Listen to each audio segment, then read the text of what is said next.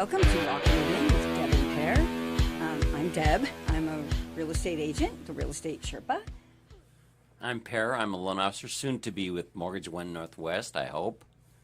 And we are here to bring you all kinds of really valuable information related to real estate, financing, taking care of your home, etc. And we do want to remind you before we begin that any information that you hear from us and our guests, you consider that your situation is unique and always consult a proper professional and never interpret what we say as legal advice, please. Today we have with us Robi Seo. Robi is the credit repair boss.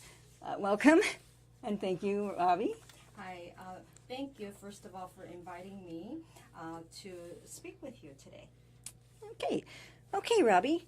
Now, you have an interesting story about how you got into the business, how you came. How did you come into become interested in credit repair? Well, credit repair, actually it's a family-owned business. Our headquarters is down in New York. I help them doing some settlements through settlement, meaning if you owe some money and it went into collections, and back then you didn't have enough money, but you want to take care of your settlement, so you come back and you want to pay that, but all of a sudden it became a huge lump of money instead of how much owed. So that's when I can come in and settle it for you at a certain percentage, whatever they could afford, or that type of a thing. And personally, I was an advocate of a person who credit went bad, around 2008. I had a home on a renter home, and he could not pay the mortgages because he lost his job, so that kind of ended up for me to foreclose on my renter home, and that created the whole ballgame of having a bad credit. And for me to wait another 10 years, that was a way too long of a time for me. So, we had it repaired, and, that just set a new, direction in my life. And I wanted to do that for other people. Credit is something that it could work for you, or credit is something that it could work against you. And so you want a life that have the credit there that'll work for you to build on your dreams and build on your future, right? So you still do settlements today as well as credit repair, right? Yes. Today, actually, in the morning, I had a phone call from a client. Now she's asking, she had 2 repo on a car, but she wants to buy a house. Is it, easier for her to do bankruptcy versus, what can she do? So I said, when you're buying a home, you can't have any open debt, right? So we need to settle. And she had 2 repos, but we need to go back and settle that and fix her credit so she is able to buy a house. So what did you recommend, bankruptcy or just repair credit? Oh, definitely repair, because once you do a bankruptcy, you still have to repair credit, or else it stays with you. You still have to. You have to get new credit if you do a bankruptcy, because you don't have any credit, right? Exactly. For the most part. You have to do that either way, I think. Yeah, or, bankruptcy, it stays with you for 7 years, and for you to build on the credit, there's a lot more work involved. In a bankruptcy, or a foreclosure. Exactly. Yeah. And, they say, after bankruptcy, yes, it is okay for you to buy a home in 3 years, but there's a lot more. You need to repair that so you could buy a home in 3 years, or else it'll, you can't buy a home for another. Now, if you repair someone's credit, maybe in a year or two, they'll be okay to buy a house or a car or something. Right? I mean, it's faster sometimes. Sometimes, 2 years, by the time you repair it, you could buy a home, after bankruptcy, but 2 or 3 years, but still you have to, repair a credit. And you have all those accounts that you still have. That's right. Yeah, you have to have be current you don't for have a couple of years you at don't least. have the need to get as many new accounts, right? Well, hopefully. Well, I know the history. I don't know if I'm understanding what you're saying, all the way. With a bankruptcy, you have to, you basically, for the most part, you lose all of your accounts. Exactly. Yeah, you're right. And so they have to build on it on top of that. Right. By, at the same time, try to erase the bankruptcy. Or if the bankruptcy doesn't erase, you need to build it in another form. So even though there's a bankruptcy, you could still, your credit is good enough to buy a home. So it takes a lot of other aspect of area to build on your credit. Exactly. Yeah. So you mentioned something before about a credit score of 750, and 750 doesn't mean 750, does it? It means different things. Every person is different. Every. Well, I know everybody is just a regular person like me if I didn't understand the credit. So I want to say it in a very basic terms. Let's say there was a college student that had one credit card and he was making good, payments on time and things like that. And his credit score was 750 or 720. And there's a person in 50s, have house, have a car, histories of their credit, and their score is 750, right? And there's a difference there. There's a huge difference. Score gets you to the door, to the bank, but when it just gets to you to the door. Now from then they have to kind of figure out what is it worth. It's just like kind of saying like if you had an A+ on home ec classes, it doesn't put you into Harvard, right? So all the scores a little different. You could have 680 and it could be as good as 7, higher 750, because of the whole, the balance and whole, everything of the credit history and what you have on there and all that stuff. Okay, so that really is something new to me, and that is, I've thought of that kind of before, but that really put it into perspective. So if someone has a 720 and they only have 1 or 2 accounts, it's not the same as someone that has 10 accounts that are perfect credit and that has a 720 or a 750. Exactly. So we like to use a term, is the file too thin? If the file is too thin, it doesn't matter the score. People always worry about the score, but score just gets you to the front of the door of the bank, okay? So we know what it takes. Okay, buying a home is different than buying a car, right? So we know what it takes to do it. So first of all, I'd like to talk to my client and see what their goals are and what they want to do with that, right. But mainly the reason that I want to have people with a better score is we work hard. We work so hard, but all the hard working dollar goes to the bank. You pay way too much interest on so many things if you have a poor credit. I was just talking to insurance agency, the car insurance in Washington. Do you know you pay higher rate, not just because you're a bad driver, if you have a bad record? I know. They basically discriminate. Yeah. And they didn't used to do that, but and driving in the last... and credit are not related. What's that? I mean, maybe they think they're related, but I think that they're not. And Well, your what credit's they're not saying necessarily is- your own doing. Yeah. What they're saying is if you're not good with your credit, you're not responsible person, don't drive. I don't know what it is. Yeah, I don't know what it is either. Things happen to I don't people, know. though. Things You know? happen. Things happen, Some yeah. can have a bad credit because of a divorce or a medical claim. I mean, if someone has a heart attack and they have $200,000 worth of bills, they're not going to have the same credit as if they didn't have that. That's right. That the things do happen, and you shouldn't take it as you're having a bad credit, that you're not good enough, or things happen. So you shouldn't be embarrassed about having a bad credit. You just need to move on and fix it so it gets you the right direction. And that's where you come in.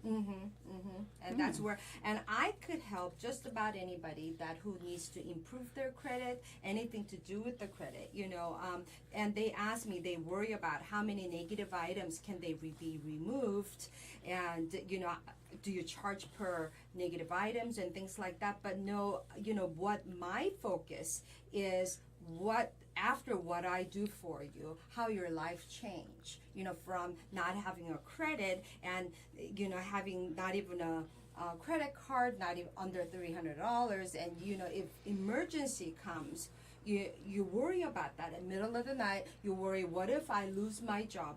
What's going to happen to my family? I don't have anything.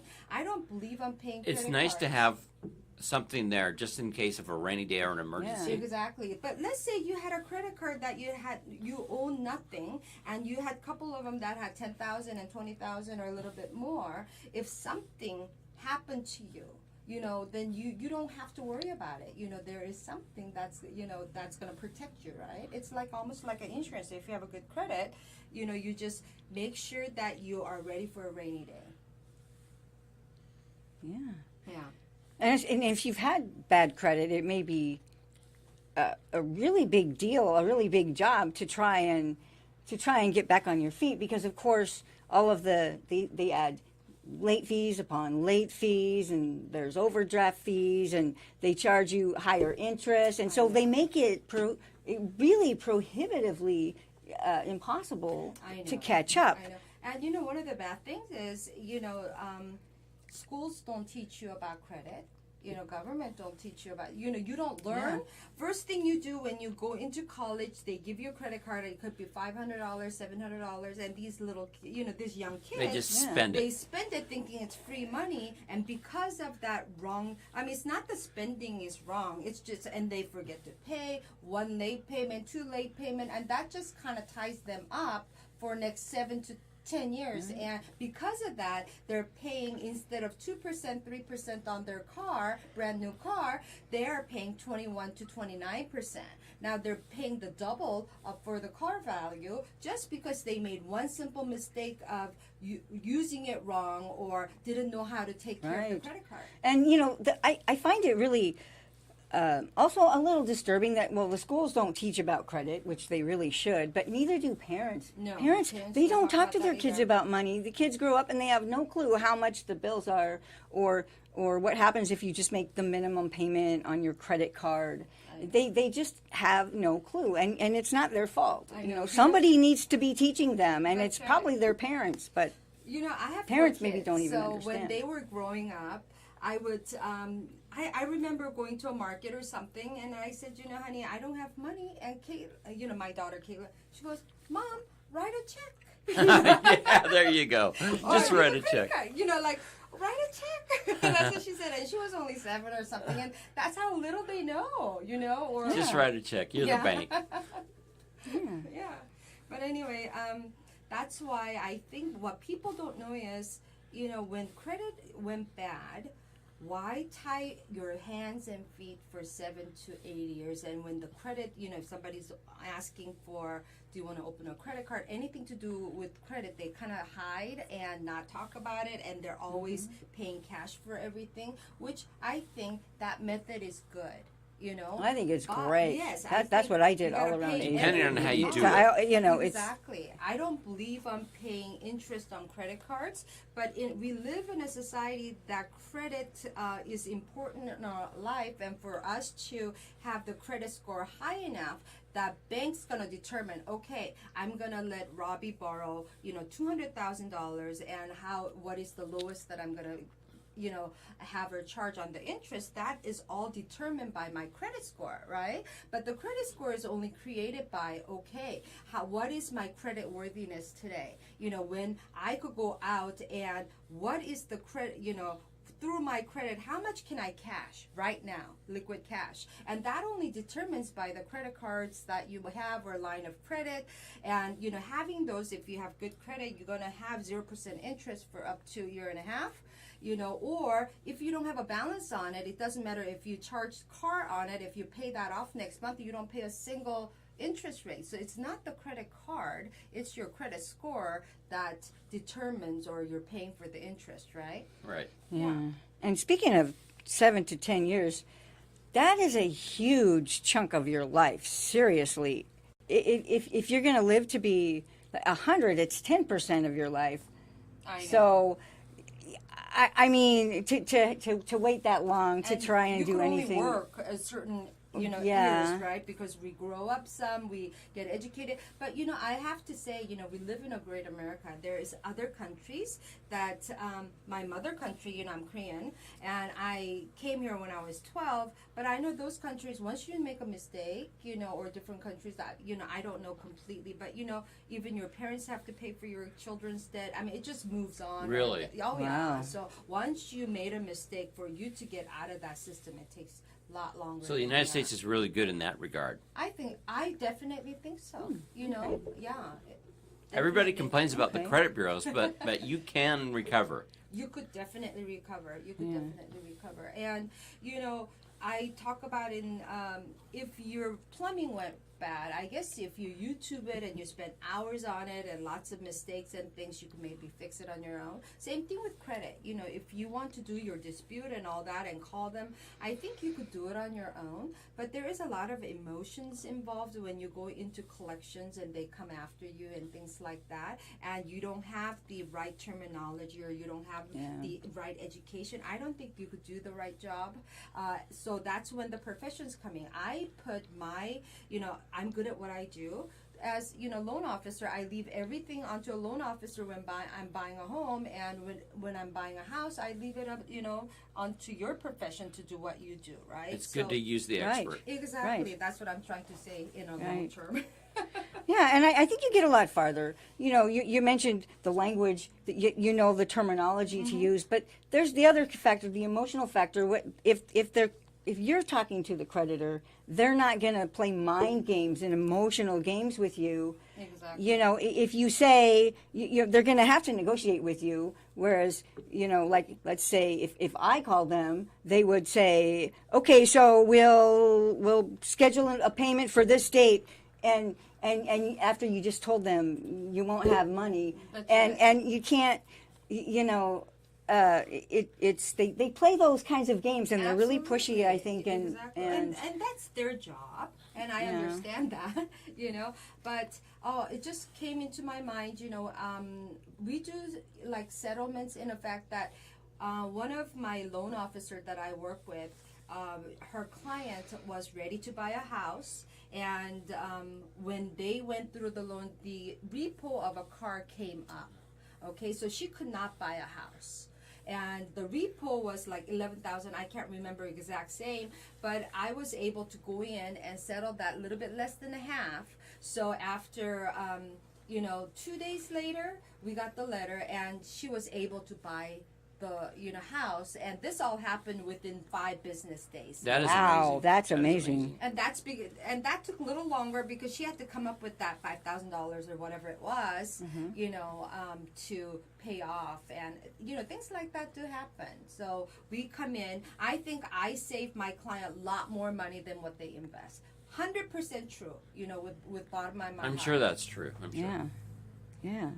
So tell us now, what's the process if somebody wants to use your services? How does this work? Okay. First of all, like I said, the score or your credit is like DNA. So I have to pull your credit, and for us to pull our credit is, we use Identity IQ. Do we need to go on a break? Yes, we do. Okay, then did I'll you want talk to? about it later. Okay, we don't have to, but if you guys want a break, we can take one. So let's take 5. We'll be back in a few minutes.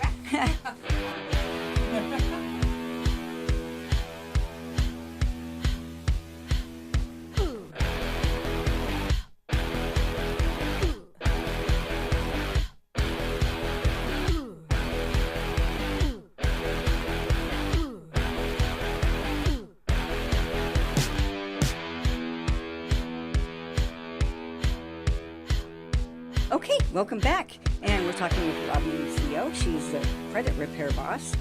And when you want to give us, tell us what happens when what can somebody expect when they go in and sit down with you? Okay, so I was just saying a little while ago that, when somebody come in, we need to check their credit first. So we'll use a monitoring service that we work with, and one of the companies that I like to work with is Identity IQ.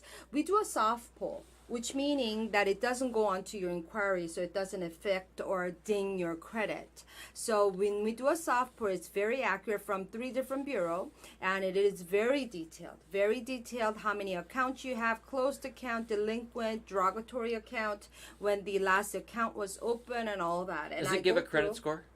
Yes, it gives you 3 different credit score, and when I see that, it kind of tells me their life story. It's like when you look at their credit, you see their lifestyle, life story, what happened to them, and when things happened at what year. So I look at that and see what can I do to fix that for them so the credit would work for them. Okay, from then on, we'll do a game plan. Okay. Fixing a credit is like farming. In the beginning of farming, you have to clean out all the dirt. You get tractor and you just clean out the dirt, and I call that cleaning up all your mess that was created. Okay, so that is our part. We do a dispute program and all kinds of stuff to clean out your stuff for a few months, and that's only 35% of your credit score. Now there's another 30% factor that is, our terminology is called DTI, which is debt to income ratio, right? So then what is your limit of your credit card, and how much is the balance that you have, or what is the debt you have, and what is the balance to that? And that has to kind of balance out. And for us to fix that, we could help you lower the balance by talking which one to pay off, or increase your limit so the balance, whatever you have, is not as high as it used to be before we repair it. So there is a lot of repairing, and there is a lot of education, and at the same time, our company is so valuable is because I am local, and I do a consultation with them every 35 days when the report comes back. How long does the consultation go? Well, I like, first consultation is about 30 minutes to an hour, and second one is about the same. I don't limit myself. Okay, your time's up, and I don't do that. And my phone's always open, okay? So if they have any question, they could always call me and ask me. So I like to have that kind of a relationship with my clients, so they don't feel like, they could only talk online or whatever. I had a client who actually had a credit repairing company, for 2 years. Yes, they were successful at removing stuff, but that was only 35%, like I said. But so she could not go to the bank and get buy a house. It didn't Even after work. 2 years. Exactly. And she would, I feel like, okay, then you wasted your time, more time and money, So she came back to me. I was able to help her build credit, because that is very important. You need to build your credit. And now she's working with one of my friends who is an agent in realtor and, loan officers, to find her a dream home. So things like that takes process, but that's what I do, on a finishing scale. What I like to see is, when you come to me with credit not working for you, at the end of the day, I like you to have couple credit cards that has a 0% interest, and which means a lot. When you get a 0% interest, that means your credit is good, right? So, and have that ready for you, and you could build your credit from then on, right? So it's not like, how much can I remove for you? And we are very good at removal. We could remove 8 out of 10 items for you, but that's not all. On top of that, we teach you how to, we help you how to build your credit, trade lines, and all kinds of stuff to add on to your credit. So I have a question about that. So when you say you help build credit, you have sources actually for them to go to that you referred them to, right? Well, actually, we do all the hard work. You actually do it. Exactly. We are affiliated with another That company. is more than any other credit repair service I've ever talked to.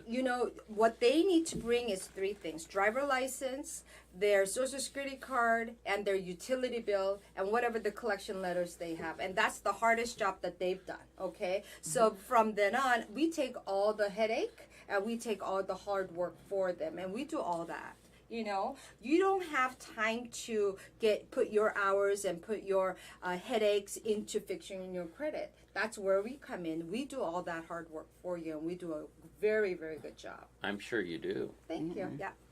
Yeah, great. And so you're able to do settlements, and you're able to talk to the creditors themselves on behalf of your customer, yes, right? we'll do a settlement. Definitely, we'll do a settlement. Yeah.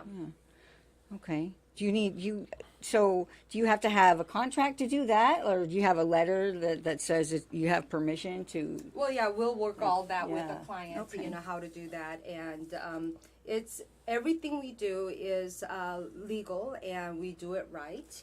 I don't want to badmouth other credit repair companies, but I've seen those companies that do like a police fraud reports that will report it like, okay, this bill was never mine, and things like that. I've seen companies do that, and that is just so wrong. There's a legal way and right way to repair credit, and that's we are very good at that source. You know, I don't like to do anything shady. Everything is very open book. Above board. Yeah. So now, what are some common mistakes that people make when they try to do this themselves? Well, you know, I don't know about the, you know, dispute program and things like that, but I don't know if anybody called companies to dispute whatever the wrong they do. They're on the phone for hours. They get the runarounds, and, you know, they say, wait 6 weeks. 6 weeks come by and you haven't gotten the result. It's just a lot of time consuming and a lot of wasting time. But I've seen people do it on their own. You know, I can't say that it doesn't happen. But if you have that kind of time and that, you know, energy, then do it, you know. But if you don't, I would have a lot of people, not everybody, you know, have somebody come over, clean your house, because it costs, you know, it actually is not cheap, but I rather have somebody do that and do something else at my time and doing my professional And they can do it more work. optimally than you can. Absolutely. So, Yeah. you know, Yeah. So- One thing I was thinking about, though, in terms of mistakes, I know that a lot of people, they'll close their credit cards.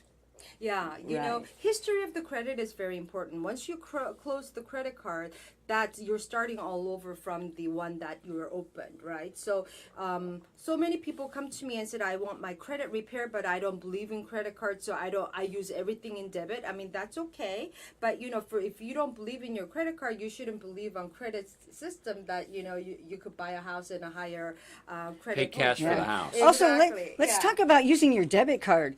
This is not a safe method of payment.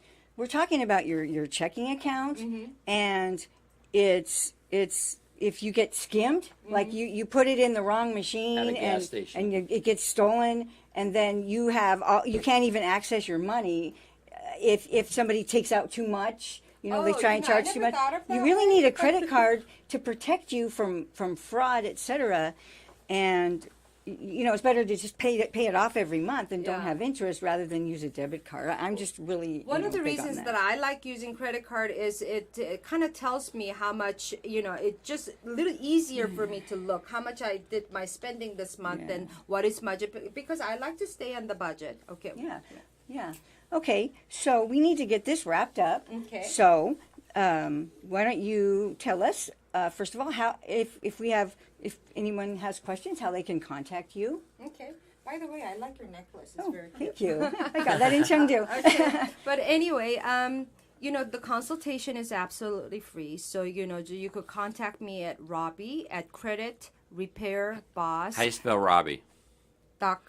It's spelled ROBI. Okay. Or message me at Facebook. I'm just under Robi Seo, ROBISEO. And my office is in Federal Way. Let's see. Like I said, consultation is free. And it's in person, correct? In person, but report costs $19.99. Okay, so you're investing $20 to see what your credit situation is, and we do a game plan. We have different plans that fits everybody. Okay, it fits everybody. So you know, don't get scared. You know, do something, and you know. Time goes by, within 3 to 6 months or sometimes a year, we could repair your credit like a total new facelift. So if you get Yeah, turned I down love for a that mortgage analogy. loan, call her. Yeah, she can help you. You'll get a facelift. You'll feel like a brand new person, all energized and ready to go. And we want to thank everyone for listening. And if you have any comments, please add them below. And You can reach us at you can- 253-226-6454. Yeah, Please there you give us go. a call if you get a chance. or use Can I share Facebook my phone Messenger. number? Yes. My phone number is 206-321-7404. And thank you so much for inviting me. Thank you for today. being on the Thank show. you for being on You're the a great show, guest. Robbie. All right. All right. Thank you.